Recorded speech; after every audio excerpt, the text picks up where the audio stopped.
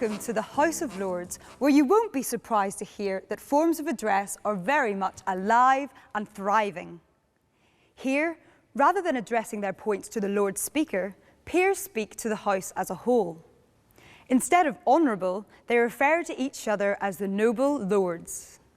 May I draw noble lords' attentions to my register, my interest in the register, and indeed join at the crease the noble lords Botham and Razzle. As a rule, the noble lords are over there. My lords, I'd like to thank you for indulging me with this speech, and I look forward to taking my responsibilities seriously. Noble friends are here, on your side of the House. And I thank the noble Lords, Lord Purvis and Lord Stoneham and my noble friend Lady Hayter for their contributions. I defer to nobody more than my noble friend Lady Hayter on the importance of scrutiny.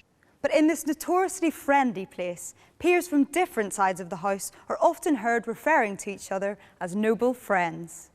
As noble lords would have heard from Lord Sharp's speech, in my noble friend we have a great addition to our House. If two peers are related, they're noble kinsmen. And like in the Commons, there's gallant and learned lords too. The noble and learned lord and those who have supported him so far have advanced compelling arguments that appeal both to my head and to my heart. Baroness Neville-Rolfe.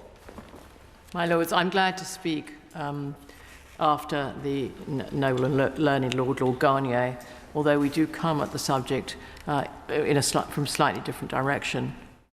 Now, do you know your noble Duke from your noble Viscount, let alone your noble Earl, Baron or Marquess? Whatever you do, don't go muddling them up. Baroness Bennet of Manor Castle. My lords, following on the questions from the noble Lord Wigley and the noble Earl Clancarty. And what about the bishops, I hear you say? What happens when one of the several hundred-odd Lords Temporal want to make reference to the 26 Lords Spiritual who sit here? The bishops in the Lords are called the Right Reverend Prelate. Will the government undertake to fund support for additional mental health provision in addition to the education and employment initiatives which she's unpacked to support this very hard-pressed and vulnerable COVID generation? I would say to the Right Reverend Prelate that we do not underestimate the seriousness of this situation.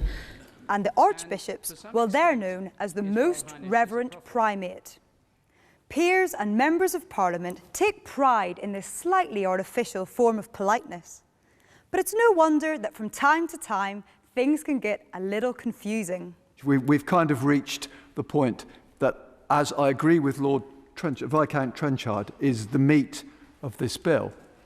The motto is, less direct and more respect. Maybe you and I should try something similar with our families. Hello, noble and learned son. How are you, right honourable mother? Try it. See if it works for you.